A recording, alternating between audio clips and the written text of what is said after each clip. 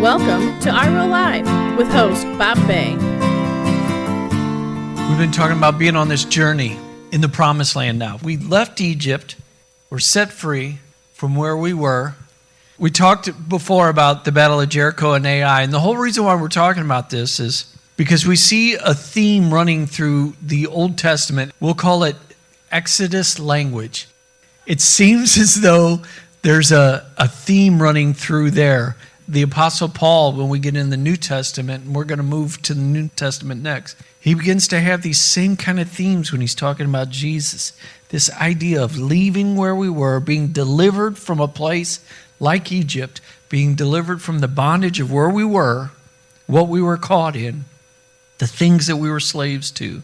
But then you have this time in this wilderness experience.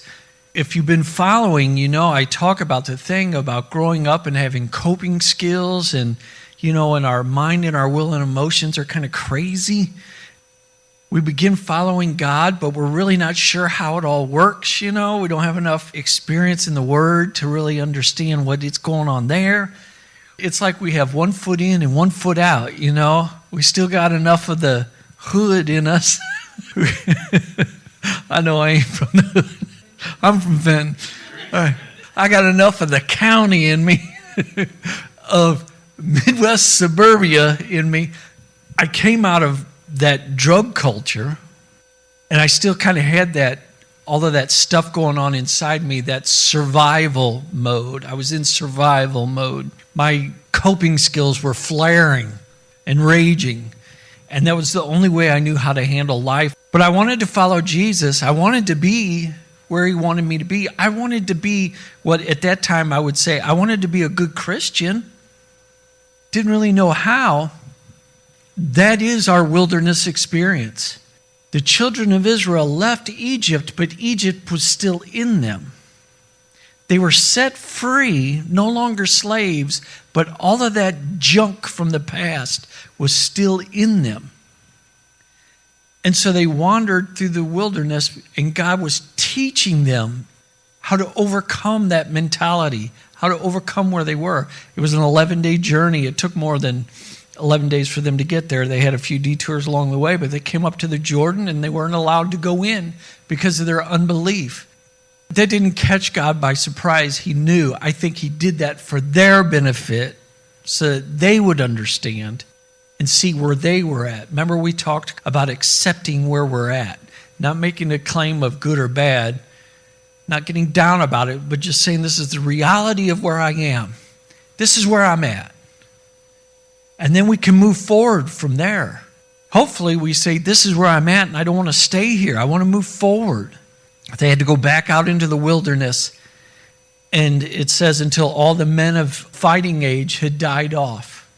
It was 40 years. It took that long for the old man to die off. Whether or not that in your wilderness experience, mine feels like it's going on 40 years. It's been, in a month and a half, I'll have 35 years clean. So I'm getting close to 40. And sometimes like, oh God, when's this journey ever going to end? But it's never going to end. I mean, the reality of it is it's never going to end until we pass on and to be fully with Jesus. But I'm walking in the promised land. I'm walking in my promised land right now. That's where we're at right now, is we've come out of our wilderness experience, okay? We're at that part where we're learning how to operate in the promised land. I keep saying the promised land. It goes back to the garden. We're getting to the point where God can begin to meet our needs. Our need for significance, for peace of mind, for knowing that the future's in his hands, that we can trust him, that he's going to take care of us. He knows all the stuff that we need, and he's got a plan for us. And those are all good ideas. But just like the children of Israel, just because we cross over the Jordan doesn't mean we automatically get it. And there are things in us, there are battles that we must fight, and lessons we must learn. And tonight's is not a battle per se, but it is a lesson that we must learn.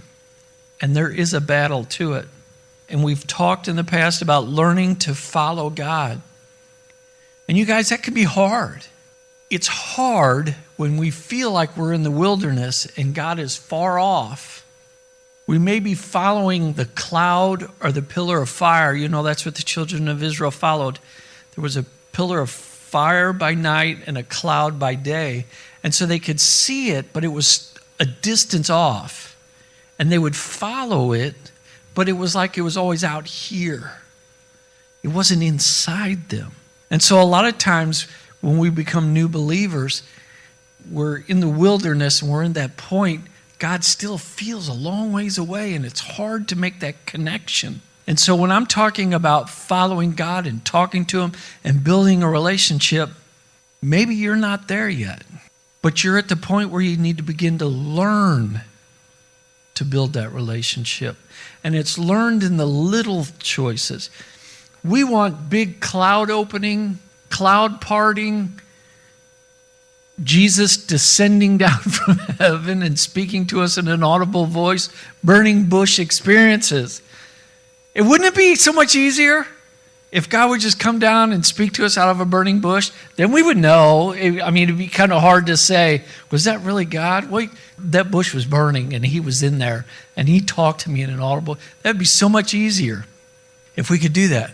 But that's not the way God chose to do it. In our lives, we start out in the little things like, God, I have this bill coming up and I don't know how I'm going to pay it, but I'm trusting that you will take care of this for me. And I'm giving this to you. I'm putting my trust in you. And then He gives you ideas on how to make extra income. Or He'll work it out so that you can pick up an extra shift or something. Or a check will come in the mail for no apparent reason. Whatever it may be. Building a relationship with God starts just like building a relationship between us or me and Joe. You start out talking, and I tell Joe a little bit about me, and he tells me a little bit about him. And so as time goes, you begin to learn more and more about each other. And as I feel more comfortable, I share more about how I really feel about things with Joe, and he shares things with me. It's the same way with God. You may be reading something in the Bible and not get anything out of it, and then after a year, you read that same thing, and it's like, it's like you missed it.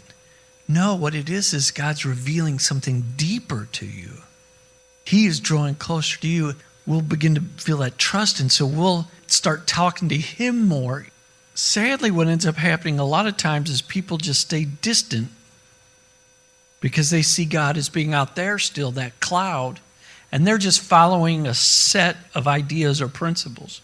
You go to church on Sunday, you pray for a few minutes each day, maybe you'll do a devotional in the morning, maybe read a little bit of the Bible or whatever, and then that's good enough. He wants us to talk to Him about those things, and then He will talk to us. Because what He really wants to be able to do is help us and guide us on how to live in the promises that He's given us. And if we don't build that relationship, we'll never know how to do it. If we keep our relationship with God a transactional thing where, okay, I believe in God and I go to church, so I'm going to heaven one day. If that's what your relationship is, it'll never go any farther than that. What we need is not a transactional gospel. We need a relational gospel where we're building a relationship. This is in Joshua chapter 9. I'm going to tell you this story. Joshua and the children of Israel were told that they get to have all of the promised land. But one of the conditions of that is they were to wipe out all the inhabitants there. God knew that if they intermingled with these people in the promised land, it's just like if you have a drinking problem, if you keep going to the bar, eventually you're going to drink. If you keep going back to the same people, places, and things that you did before, eventually you're going to end up going back to that. He wanted them to have this land just for themselves. And so they go in. That battle of Jericho is won. They learned a hard lesson at AI. If you weren't here for that, you can go back and listen on the podcast. And so they're going on. And then all of these other kings and kingdoms that are left out here are seeing what's going on, and they all join together, and they're going to fight. Joshua and the children of Israel, they say, we don't stand a chance on our own, but we need to come together and we can fight them and we can win. But they all join together. But there's a group, the Gibeonites, come together and they say, you know what? We ain't going to be able to win against these people. They're just too strong. Their God is too strong. Here's what we're going to do. We're going to fake them out. We're going to put on old clothes, old worn out clothes, and we're going to get old moldy bread, and we're going to get all this stuff, and we're going to pretend like we're from a long ways away. And we're going to come and we're going to make a treaty with them, a covenant, so that they won't kill us. And so that's what they do. They do all this. They come up to Joshua and they're like, hey, guys, we heard about all the great things that your God's doing, and so we've come from a long way. Why don't you make a covenant with us and don't hurt us, and everything will be cool? And the children of Israel are like, how do we know that you're telling the truth? And they're like, hey, look, check it out. When we left, our sandals were new, and look how worn out they are. We left with this fresh bread, and look at it now. It's all hard and moldy. And these wineskins were like brand new when we left. But look at them now. They're all torn and all worn out and everything. See, that's how far away we are from you guys. The leaders of the Israelites took some of their provisions. I want to read this part. Then the men of Israel took some of their provisions, but they did not ask counsel of the Lord. So Joshua made peace with them and made a covenant with them to let them live. And the rulers of the congregation swore to them. They didn't go to God and ask him and talk to him about it. They're moving on, and these people are with them. You'll have to read it for yourself to get the whole story. They're moving on, and they find out after a couple of days that these people were from right down the road. And they tricked them. All the group of the Israelites were like, hey, these people tricked us. We should kill them like God said. But the leaders of Israel said, no, we promised before God and made a covenant with them that we weren't going to hurt them, so we can't do it. And so Joshua said, why'd you guys do all of this? And they said, well, we heard about how awesome your God was and all of the stuff that he did. And so we didn't want you to kill us, so we did all of this. And so Joshua's like, well, yeah, but you guys are going to be our slaves now. What's the point in this? What is this lesson that we have to learn? So up until that point, they became their slaves, the woodcutters. Slavery back then was totally different than our frame of references in that there were laws, and the Israelites had laws and rules that they were given in the beginning of the wilderness about how you treated your quote-unquote slaves. You had to provide for them. It was indentured servitude. You had to take care of them. You had to provide an X amount of food. At the end of a certain amount of time, they had to be freed. They were given the option if they wanted to stay. It was going to be a burden on the children of Israel to keep them. They were going to do the lowly work, but it was going to be a burden for them to keep them. And so why do I say that? This is the lesson that we have to learn. We all are going to make decisions, and we're going to be deceived by our enemy. And we're going to have times where we do not seek the counsel of God, and we're going to make mistakes. You are going to have to live with that for the rest of your life. I have things, the choices that I made 35 years ago, financially, affects me even still to this day. Yeah, you can rebuild your credit, you can do all this, but I was set back so far. It took 10 years to get out of debt from the debt that I had created when I did drugs. So that set me 10 years behind. That was 10 years that my children had to suffer. But this is what happened. God did work out all things for good. There was a purpose that came out of it. And it will be the same for each of us. This is what God said. And they did not seek the counsel of the Lord. And that's how they were deceived. Had they gone to God they would not have been deceived. This idea and this principle in walking in the promised land is we have to stay in that relationship that I opened this up with. And you have to build that relationship. Because you have an enemy. The Bible says that we wrestle not with flesh and blood, but with principalities, powers, and authorities of darkness. Enemy wants to come against us.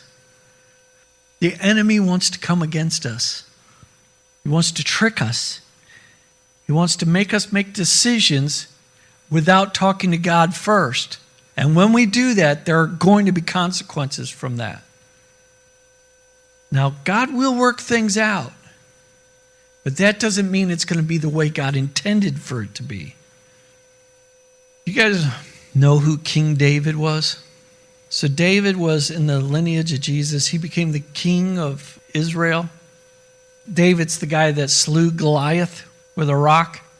David was king. They sang songs about him. He was this great guy, and he wanted to build a temple for God.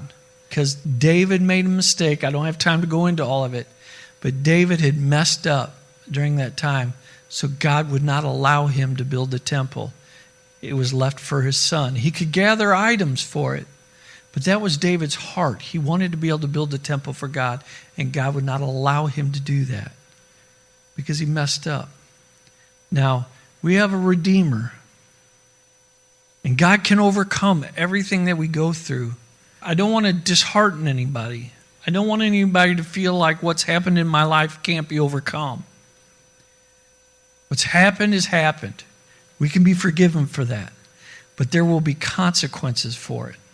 This is the third battle. And that battle is the battle with the enemy and being deceived.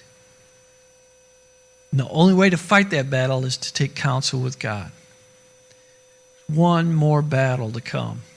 And then then the Bible says, and then the children of Israel had peace.